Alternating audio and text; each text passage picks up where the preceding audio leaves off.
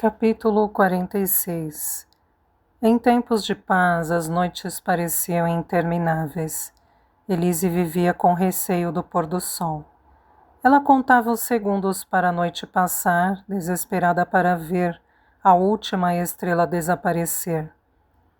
Desde a morte de Viviane, tinha pavor de fechar os olhos, por meio de que visse imagens do futuro. Não se sentia pronta para ver o que estava por vir. O sono não era mais um refúgio. Elise passava o dia inteiro cabeceando e lutando contra o peso das pálpebras. Daniele, por sua vez, começou a mostrar a Marie-Louise que estava pronta para ser uma jovem independente, que não seria um fardo para ela. Ela dava ordens para a sonhadora Elise. Varra a cozinha. As toalhas devem ser dobradas em 4. Não se esqueça de fechar as janelas para a rua. Não desperdice a água da torneira. Daniele dava essas instruções em voz alta para tranquilizar Marie-Louise e começou a assumir o controle da própria vida. E como irmã mais velha também era responsável por Elise. Passaram o inverno limpando toda a poeira da casa e lustrando o balcão de madeira da loja. Disseram a todos os moradores que o ateliê Plumes, como dizia a placa descorada do lado de fora, reabriria as portas e ofereceria seus serviços mais uma vez, com a chegada da primavera. Marie-Louise resgatou do porão os rolos de tecido que ainda restavam e se encarregou de iniciar as meninas nos mistérios dos brocados, veludos, sedas e rendas. Alguns materiais eram ideais para decoração, outros para bloquear a luz, outros para cobrir estofados e outros ainda para ajudar a embelezar cantos inúteis e negligenciados. Os tecidos são nossos grandes aliados, ela lhes dizia. Temos que definir com cuidado para o que servem, sermos leais a eles, sem nos exceder, ou pedir mais do que podem oferecer. Ainda sonolenta, Elise aprendeu a diferença entre cretone, chenille, damasco, linho e jacar. Ela falava como uma especialista sobre o tafetá branqueado, ou quais tecidos eram mais permeáveis, resistentes, ou capazes de resistir às vicissitudes do tempo com dignidade.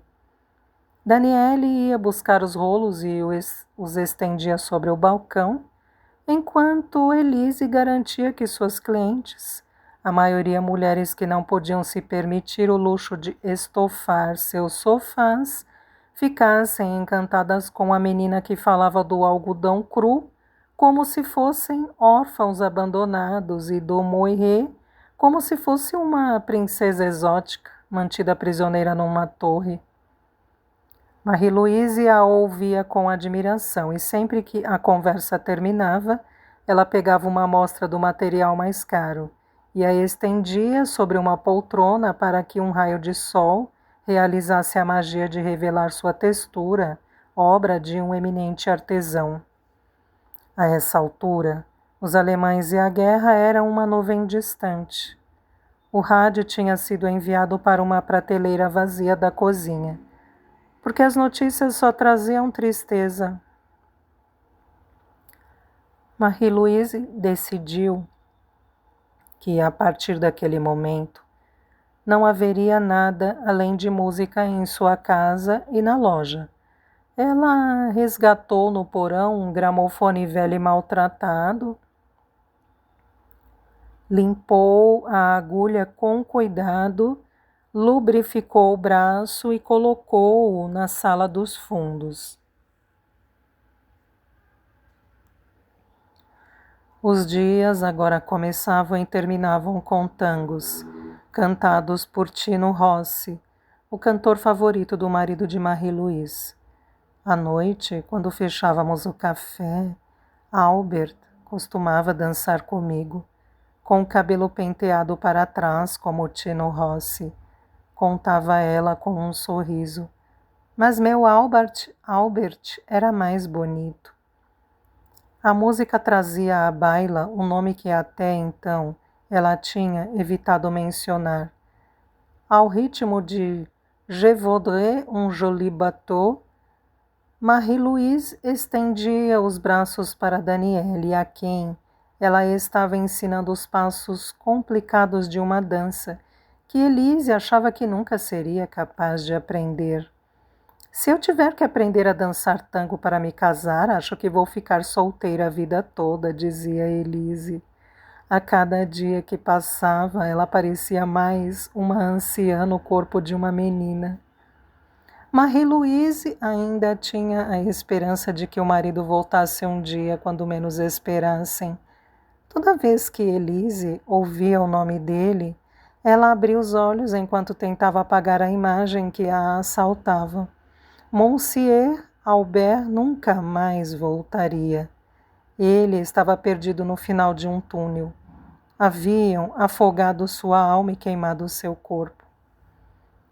Oprimida por essa prova de que seus poderes haviam retornado, Elise maldizia a desgraça de poder prever o futuro às vezes. Ela não entendia por que era capaz de fazer previsões. Com a chegada do verão, começou a procurar outras interpretações para suas premonições que deixassem a vida mais leve. O ateliê Plumes estava prosperando. Elas tinham cada vez mais clientes. Agora não eram apenas velhinhas indecisas de sua própria aldeia, mas moradoras de aldeias vizinhas, que tinham ouvido falar da sua seleção requintada de tecidos de outra época e de uma qualidade que não se encontrava nem nas melhores boutiques de Paris. Agora que o infortúnio tinha sido varrido para longe e as janelas podiam ficar abertas, sem a camada de poeira que as ocultara por tanto tempo, Marie-Louise sentia que era a hora de Elise começar a desfrutar também de horas de sossego. Incomodava ver a jovem garota sem dormir bem, vagando com a cabeça nas nuvens, tentando interpretar sonhos sem sentido. Não podemos passar a vida toda sonhando acordadas. E se não podemos evitar os sonhos, precisamos lembrar que eles são apenas isso, sonhos e nada mais. Insistiu Marie-Louise uma noite, enquanto acariciava os cabelos de Elise. É o presente que importa, o prato de comida que temos que colocar na mesa para sobreviver. Se amanhã o destino nos levar a outro lugar, então que assim seja, minha menina. Nem você nem eu somos capazes de mudar o que está por vir. Então, é melhor você não esperar nada, deixe tudo chegar no seu próprio tempo. Quando vamos para Paris? Elise perguntou como se não tivesse ouvido uma única palavra. Meu Deus, lá vem você de novo com essa história de Paris. Não há nada lá para nós. Temos, isto sim, é que fazer sucesso com o Ateliê Plumes. Além disso, Albert sabe que é aqui que eu estarei esperando por ele. Esse foi o nosso acordo antes que o levassem embora. Elise não se atreveu a dizer que o marido dela não voltaria, que ele tinha acabado num buraco escuro, do qual nunca poderia sair, que no dia em que foi preso pela polícia francesa, ele foi condenado à morte. Marie-Louise já havia chorado por ele. Não fazia sentido fazê-la chorar outra vez. O marido dela estava morto, Elise já tinha visto. Ela procurou o antigo disco da Columbia Records e Marie-Louise se deixou levar pela voz inebriante do seu ídolo corso. Le plus beau de tous les tangos du monde. C'est celui que j'ai dansé dans vos bras. Ela segurou as mãos de Elise e elas começaram a dançar o tango, como se fosse uma valsa vienense. Capítulo 47. Um ano após a libertação, Marie-Louise decidiu que, com o sucesso do ateliê, ela precisava contratar alguém que pudesse ajudar a estender os rolos de tecido sobre o balcão, a encher as almofadas dos assentos e a encaixar as molas nas poltronas pesadas com pernas esculpidas. Daniele e Elise esperavam que isso significasse que haveria um jovem rapaz por perto, o que tornaria as aulas de tango muito mais divertidas. Elas estavam entusiasmadas com a ideia de ensiná-lo a estofar, de mostrar a ele esse mundo que agora as fascinava. Mas uma tarde, enquanto estavam ocupadas varrendo retalhos de tecidos, fios e taxinhas, Marie-Louise, que estivera em Limoges para comprar tecidos, apareceu na porta carregando 2 sacolas enormes e vários rolos de tecidos e acompanhada de um homem idoso, corcunda, que parecia quase incapaz de se sustentar sobre as próprias pernas. Ajudem o senhor Soto, disse Marie-Louise despejando as compras no balcão. Ele fala francês? Elise perguntou num sussurro. O senhor Soto fala francês assim como nós. Deixem as perguntas impertinentes para mais tarde. Vocês terão muito tempo para descobrir o que quiserem, porque, além de ajudar no ateliê, ele também morará aqui por enquanto na sala dos fundos. O senhor Soto era um homem magricela, de pele coriácea e nenhuma grama de gordura em qualquer parte do corpo. Elise achava que não havia um único músculo ao redor dos seus ossos, dos quais pendiam roupas que um dia tinham sido do tamanho dele. As calças estavam presas à cintura com um pedaço de corda que as impedia de cair, e as mangas da camisa estavam arregaçadas até o cotovelo. Ele também usava um colete preto, possivelmente para dar alguma estrutura à sua figura decrépita. Seu corpo era leve como uma pena. Ele estava completamente careca, embora com o tempo as meninas percebessem que, na verdade, ele raspava a cabeça. Uma barba branca e esparsa cobria suas bochechas afundadas e, no fundo das cavidades oculares, brilhava um par de olhos cinzentos. Ele piscava o tempo todo como se estivesse tentando enxergar melhor o que havia em torno dele. O pobre senhor Soto não enxerga muito bem. Como é que vai nos ajudar? Daniele pensava. Quando o viram pela primeira vez, ele estava tão sujo que era impossível dizer qual era a cor da sua pele. Embora Elise tivesse ficado impressionada ao perceber que ele não exalava o cheiro habitual da morte que os trabalhadores itinerantes do pós-guerra pareciam levar consigo. O senhor Soto não tinha cheiro. Como iria feder se parecia não comer ou transpirar há anos? Naquela noite, elas tiveram que esperar um bom tempo para que todos pudessem jantar juntos, pois o homem passou horas no banho. A água no banheiro corria sem parar, mas Marie-Louise não parecia se importar. Ele é amigo do meu marido, perdeu toda a família na guerra. Agora precisa de nós, tanto quanto precisamos dele.